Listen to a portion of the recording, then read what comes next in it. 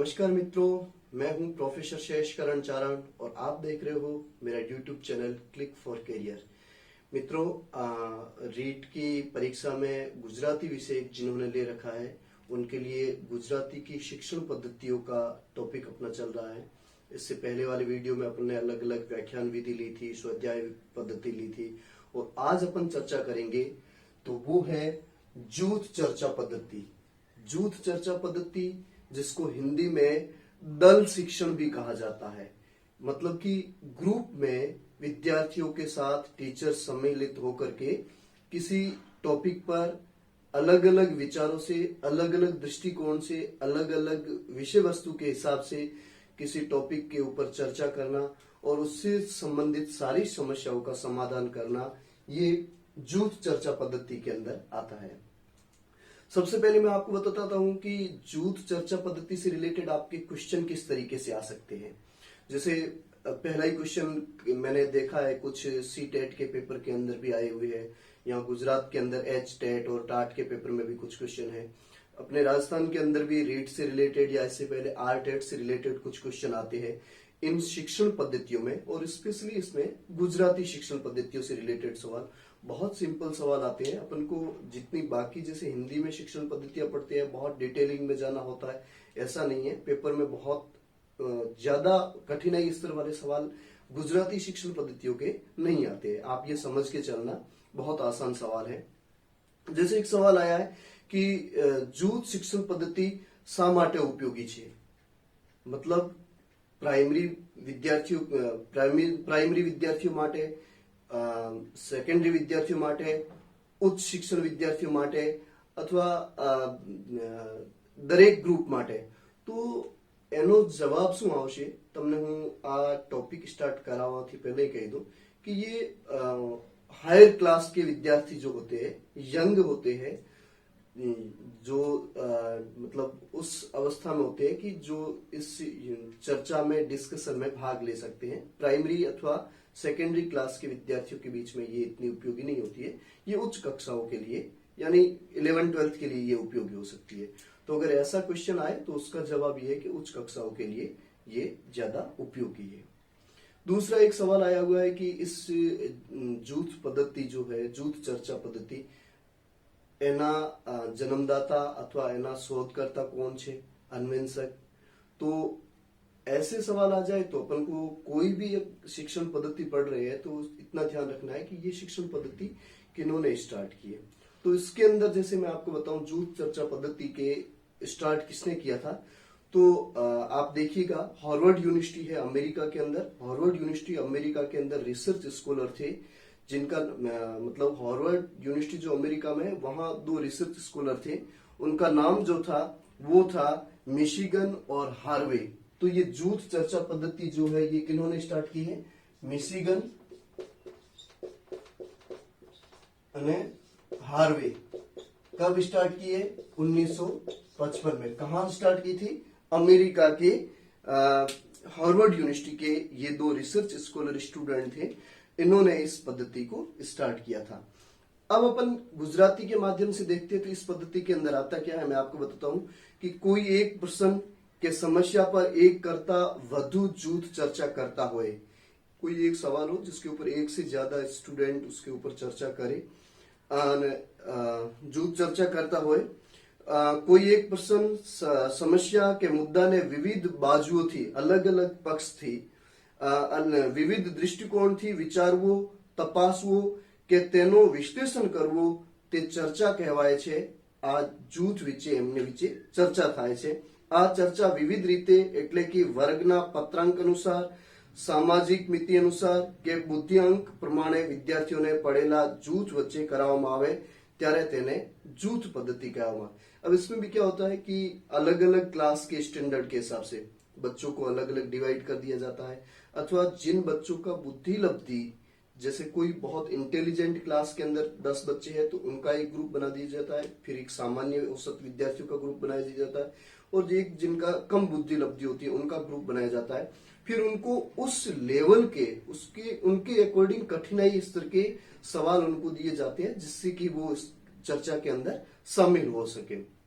जिनको ज्यादा नॉलेज है वो ऑफ कोर्स बहुत अच्छे तरीके से उसको एक्सप्लेन कर सकते हैं, जिनको कम नॉलेज है, कम बुद्धि लब्धि वाले हैं, वो उसको सामान्य तरीके से उसको चर्चा में भाग ले सकते हैं। तो इसकी मुख्य जो विशेषताएं है मैंने आपको बताई है। इसके अंदर क्या होता है, समूहगत भावना पैदा होती है। दूसरी विशेषताओं में इसके अंदर कितने सभ्य मतलब सदस्यों की संख्या कितनी होनी चाहिए जूथ चर्चा के अंदर, ये भी सवाल आ सकता है। ये परीक्षा में आपके लिए सवाल आ सकता है कि जूथ चर्चा में कम से कम कितने सदस्य होने चाहिए। फिर इसके अंदर एक नेता और निवेदक होना चाहिए, और इसके अलग अलग दृष्टिकोण थी, यानी कि अलग अलग पक्ष के हिसाब से इसका विवेचन अथवा चर्चा की जा सकती है युवाओं के बीच में, ध्यान रखना। तो इसकी मुख्य विशेषताएं जो है वो ये है कि આ પદ્ધતિ વિદ્યાર્થી કેન્દ્રિત અને સમૂહગત છે। યાદ રાખવાનો, વિદ્યાર્થી કેન્દ્રિત અને સમૂહગત આ એઝ ઇટ ઇઝ સવાલ આવ્યો છે सी टेट में कि विद्यार्थी केंद्रित અને સમૂહગત પદ્ધતિ કઈ છે, તો તમે એમાં લખી શકો કે જૂથ ચર્ચા પદ્ધતિ જે છે આ વિદ્યાર્થી કેન્દ્રિત છે અને સમૂહગત છે, અને તેમાં વિદ્યાર્થી કેન્દ્રમાં હોવાથી તેને विद्यार्थी केंद्रित उपरांत अध्ययन केंद्रीय पण છે। विद्यार्थी केंद्र में होती है, विद्यार्थी के लिए होती है, और उसके अंदर किसी टॉपिक को दिया जाता है तो उसका वो अध्ययन करते हैं। फिर आता है जूथ चर्चाમાં સમગ્ર વર્ગને સમસ્યા મુદ્દાની જરૂરિયાત પ્રમાણે જૂથોમાં વહેંચવામાં આવે છે, અને જૂથની સભ્ય સંખ્યા 3 થી 8 હોવી જોઈએ। આ જે ઇમ્પોર્ટન્ટ ક્વેશ્ચન છે, જૂથની સભ્ય સંખ્યા કેટલી હોવી જોઈએ? 3 થી 8, यानी 3 से लेकर 8 मेंबर इस अलग अलग ग्रुप के अंदर हो सकते हैं, जिसके बीच में ये डिस्कशन अथवा चर्चा की जा सकती है। ये भी क्वेश्चन है, ऐसा सिंपल क्वेश्चन ही आएगा, आ सकता है आपके लिए, तो इसको भी ध्यान देना है। फिर आता है दरेक जूथ में एक नेता और एक वृत्तांत निवेदक हो जरूरी है।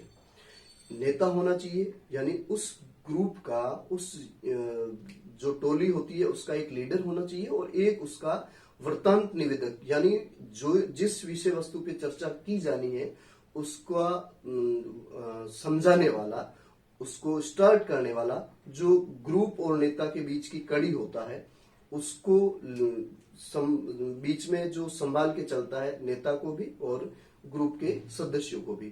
तो उसके अंदर वृत्तांत निवेदक का रोल बहुत ज्यादा इम्पोर्टेंट है, क्योंकि वो उस ग्रुप के जो डिस्कशन होता है उसको मतलब दिशा से भटके नहीं, विषय वस्तु से भटके नहीं, ये ध्यान रखना उसकी जवाबदारी होती है। फिर आती है चर्चाની શરૂઆત નેતા કરે છે, અને ચર્ચામાં વિષયાંતર ન થાય તેની કાળજી રાખે છે। વૃત્તાંત નિવેદક ચર્ચાની નોંધ કરે અને અહેવાલ તૈયાર કરે છે। नेता इसको स्टार्ट करता है, और जो वृत्तांत निवेदक होता है वो उसके बेस पे रिपोर्ट बनाता है नेता और यूथ के बीच की चर्चा के ऊपर। जूथ चर्चाने अंते समस्याना उकेलनी भूमिका तैयार थाय छे। वर्गमां बधाई जूथो एकठा थई अहेवाल रजू करे અને તેના ઉપર પ્રશ્નોત્તરી થાય, અને તે ચર્ચાનું સમાપન શિક્ષક દ્વારા થાય છે। હવે ધારો કે ક્લાસમાં બેઠા હોય અને આપણે વિદ્યાર્થી વિશે ચર્ચા કરવાની હોય, એક વિદ્યાર્થીઓને નોલેજ માટે સિમ્પલ છે कि अपने राजस्थान में स्थानीय निकाय की चूंटनी है, मतलब अपने यहाँ पे जो पंचायती राज के चुनाव है उसके ऊपर हो, या भारत के राष्ट्रपति की शक्तियों के ऊपर हो, या अभी जो किसान आंदोलन चल रहा है इसके ऊपर कोई चर्चा की जाए, तो उसमें उस विषय वस्तु को लेके उसके ऊपर क्वेश्चन किया जाता है। फिर जो समस्या निकलती है कि ये समस्या है मुख्य, और इसका समाधान कैसे किया जाता है, ये युवा उस ग्रुप के सदस्यों के बीच में और नेता के बीच में और वृत्तांत निवेदन के बीच में इसका डिस्कशन होता है। और फिर उस समस्या का जो है वो समाधान कैसे किया जाए, इसके ऊपर सबसे ज्यादा ध्यान दिया जाता है। समस्या, प्रॉब्लम क्रिएटर नहीं बनना है, प्रॉब्लम सॉल्वर बनना है। ये इस जूथ चर्चा का मुख्य उद्देश्य होता है कि कोई प्रॉब्लम है उसका सॉल्यूशन किस तरीके से किया जाए।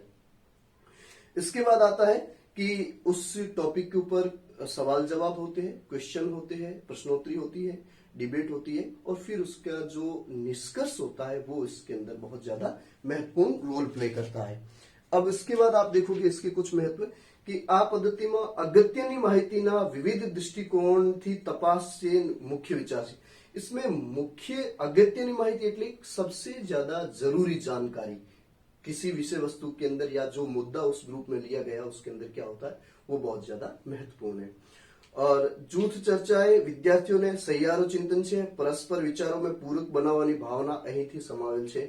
मतलब अलग अलग विद्यार्थियों के बीच में एक ग्रुप की भावना, समूह की भावना यहाँ पैदा होती है। इसलिए कक्षाओं के अंदर ग्रुप जो जूथ चर्चा है ये बहुत ज्यादा जरूरी होती है। विद्यार्थियों के अंदर सामूहिकगत भावना पैदा होती है। फिर आता है जूथ चर्चाમાં એકમના વિવિધ મુદ્દાનો વિવિધ જૂથો દ્વારા અધ્યયન થાય છે, તેથી એનો ઊંડાણપૂર્વક અધ્યયન પણ થઈ શકે। अलग अलग ग्रुप के द्वारा अलग अलग विद्यार्थियों की समझ के हिसाब से उसके ऊपर बहुत ज्यादा अच्छे से डिस्कस होता है और फिर उसका गहराई तक उस समस्या के बारे में आप ये समझो कि जैसे पार्लियामेंट के अंदर बजट चल रही है, बहस होती है या डिबेट होती है या विधानसभा के अंदर डिबेट होती है, तो उस किसी भी टॉपिक का हर एक बिंदु पे जिस तरीके से निष्कर्ष निकाला जाता है वैसे ही विद्यार्थियों की समझ के हिसाब से उस लेवल का एक ग्रुप डिस्कशन होना चाहिए, जूथ चर्चा होनी चाहिए और उसके हिसाब से उसका समस्या का समाधान किया जाना चाहिए। तो ये तो इसकी विशेषताएं थी।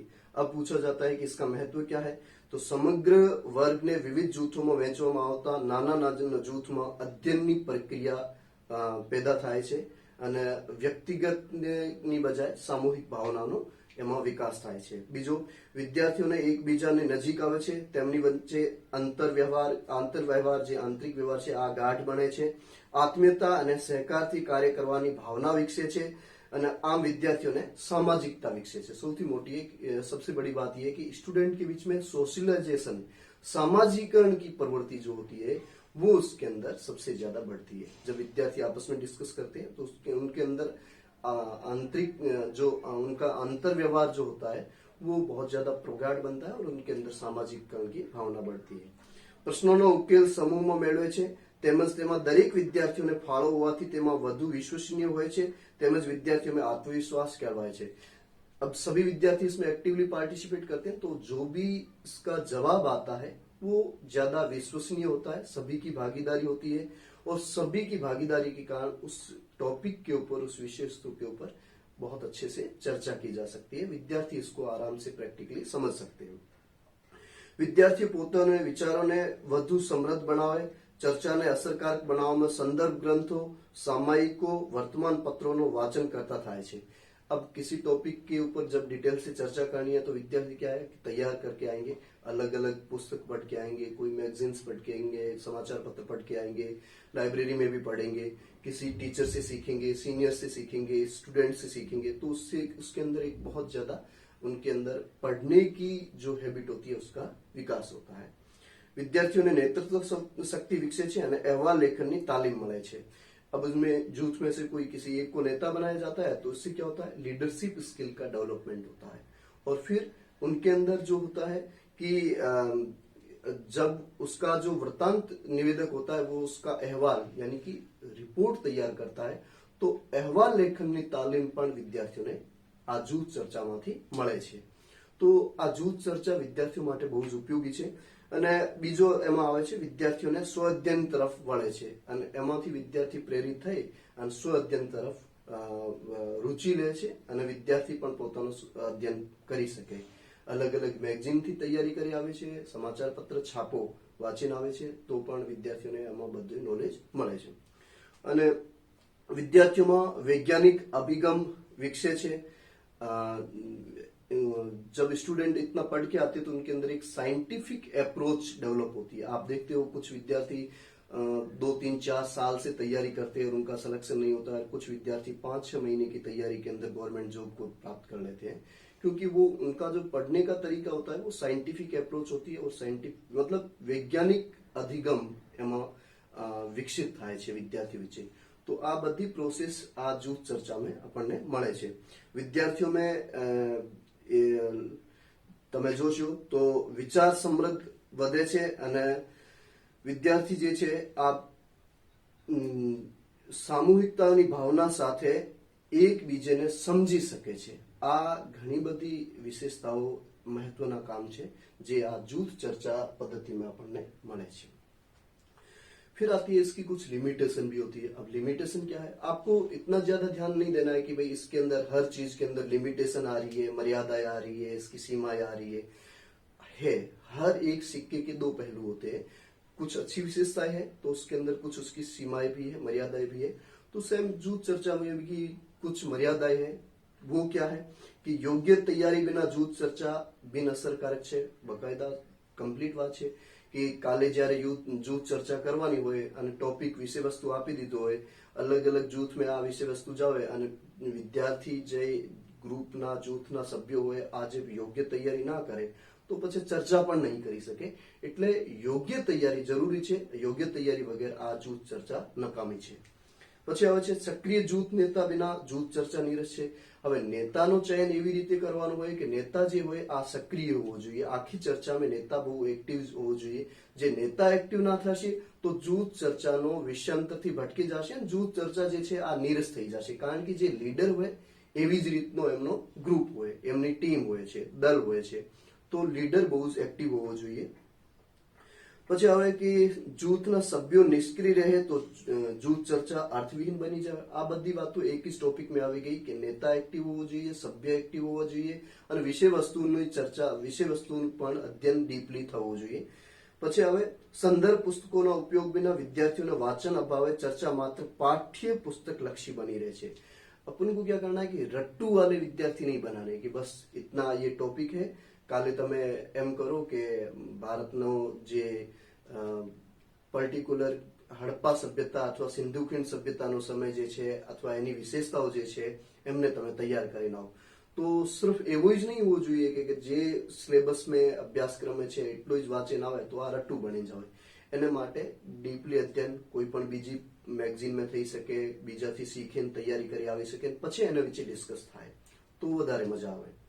પછી વિદ્યાર્થીઓને એકબીજા સાથે અનુકૂળ ના સાધે, એકબીજાને स्वीकार नहीं तो जूथ चर्चा अशिष्ट नो स्वरूप बने। अब इसमें क्या होता है, अगर बहस हो जाती है तो उसमें शिष्टता એટલે कि अनुशासनहीनता ज्यादा बढ़ जाती है। तो विद्यार्थी के जो ग्रुप तय किए जाते हैं उनमें से आपसी कोऑर्डिनेशन अच्छा हो तो उसके अंदर शिष्टता बनी रहे, अनुशासन बना रहे। फिर विद्यार्थियों જે તે મુદ્દાની ચર્ચા કરવાને બદલે અન્ય ચર્ચા કરે ત્યારે વિષયાંતર તેમજ સમય અને શક્તિનો વ્યય થાય। अब जो टॉपिक लेना है उसके अलावा उसके रिलेटेड दूसरे टॉपिक चलते रहते हैं और मुख्य जो विषय है उससे भटक जाते हैं तो समय का भी इसमें व्यय होता है और जो पढ़ा है उसका भी इतना ज्यादा उपयोग नहीं होता है।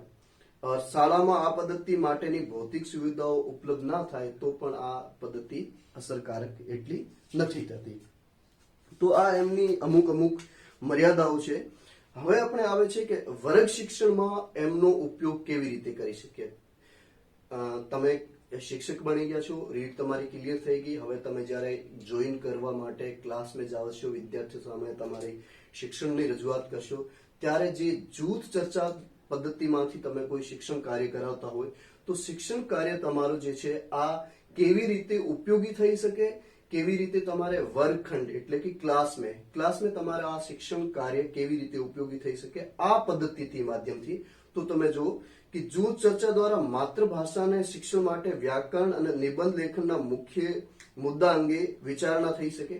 अगर व्याकरण का है तो अलग अलग समास, संज्ञा, सर्वनाम जो भी अपन व्याकरण पढ़ते हैं अलग अलग ग्रुप के अंदर एक पार्ट उनको दे दो। जैसे संज्ञा पढ़ रहे हैं तो व्यक्तिवाचक संज्ञा के लिए अलग ग्रुप बना दो, भाववाचक संज्ञा के लिए अलग बना दो, द्रव्यवाचक संज्ञा के लिए अलग ग्रुप बना दो, फिर उनके बीच में डिस्कस कराओ, एग्जाम्पल दो, उदाहरण के साथ समझाओ तो विद्यार्थी उसको बहुत अच्छे तरीके से समझ सकते हैं। ये एक नए नए इनोवेटिव आइडिया होते हैं जो शिक्षण कार्य को बहुत ज्यादा प्रभावशाली बनाते हैं। और शिक्षक का यही उद्देश्य होता है, अपनी शिक्षण पद्धति का भी यही उद्देश्य है कि शिक्षण कार्य को कैसे प्रभावशाली बनाया जाए।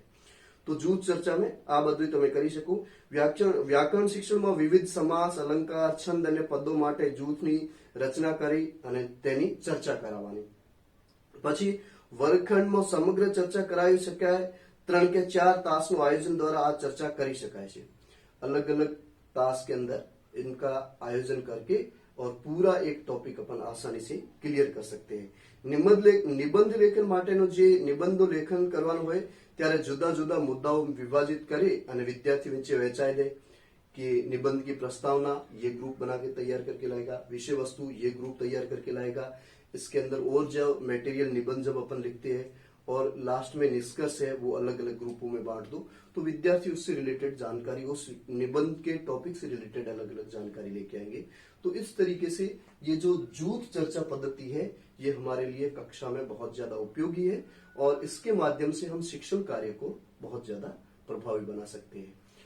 तो आज की शिक्षण पद्धति में इतना ही। जूथ चर्चा पद्धति अगले शिक्षण पद्धति के लिए और रीट के अंदर जितने भी ग्रामर और ये टॉपिक है गुजराती भाषा के, अपनी रीट परीक्षा से पहले सारे मेरी समझ के हिसाब से मैं आपको क्लियर कराऊंगा। तो आप निश्चित रहिए, अच्छे से अपनी अपनी तैयारी करते रहिए। इस गुजराती भाषा जिन्होंने फर्स्ट लेवल पे और सेकंड लेवल पे या प्रथम भाषा या द्वितीय भाषा के रूप में ली है, तो सिर्फ गुजराती भाषा की टेंशन ना ले, बाकी जो भी टॉपिक है जितने भी सिलेबस के अंदर दे रखे उनको भी बराबर साइकोलॉजी पढ़ते रहे। जिनके पास सोशल साइंस है वो अपने सोशल साइंस के जो 60 क्वेश्चन आएंगे वो तैयार करते रहे। इसमें तो आपको 30 क्वेश्चन आएंगे, आराम से आप 25 से ऊपर क्रॉस कर सकते हो, 25 से ज्यादा 25 तक ला सकते हो। तो मैं आपका ये सिलेबस कंप्लीट करवा दूंगा, आप इसकी इतनी टेंशन नहीं लेनी है। अपना एक व्हाट्सएप ग्रुप बना हुआ है, आपके जो भी मित्र भी अगर गुजराती जिनके ली हुई है उनको भी कह देना कि अपने व्हाट्सएप ग्रुप से जुड़े। मेरे पास जो मटेरियल है मैं उस ग्रुप पे अवेलेबल कराऊंगा, आपके पास किसी के पास है तो ये भी एक ग्रुप का ही विषय है, सामूहिकता का विषय है, आप भी अवेलेबल करवाना। एक दूसरे को अपन समझेंगे, सीखेंगे और आपका उद्देश्य पूरा होना चाहिए कि आप रीट के अंदर गुजराती भाषा ली है तो रीट आप क्लियर कर सको, यही उद्देश्य है। और बिना कोई टेंशन लिए आराम से आप तैयारी कीजिए, अभी भी टाइम है, कोई दिक्कत नहीं है कि गुजराती भाषा का मटेरियल नहीं मिल रहा है, क्या करे कैसे करे। आप प्रीवियस पेपर देखोगे तो उसमें भी आपको बहुत अच्छा लगेगा। ठीक है, तो आज की चर्चा इतनी ही, अगली शिक्षण पद्धति के साथ फिर मिलेंगे। तब तक आप देखते रहिएगा मेरा YouTube channel click for career. आपके मित्रों से दूसरों से भी जो प्रतिस्पर्धी परीक्षाओं की तैयारी कर रहे हैं कॉम्पिटिटिव एग्जाम के, उनको सारा मटेरियल इस मेरे यूट्यूब चैनल पे मिलेगा। तो मेरा आपसे निवेदन कि अगर आपको पसंद आए तो अपने ग्रुप में से अपने मित्रों से सब्सक्राइब करवाना, लाइक करवाना, शेयर करवाना, इतनी आपसे मेरी एक रिक्वेस्ट है। और क्लिक फॉर कैरियर देखना ना भूलना। थैंक यू मित्रों।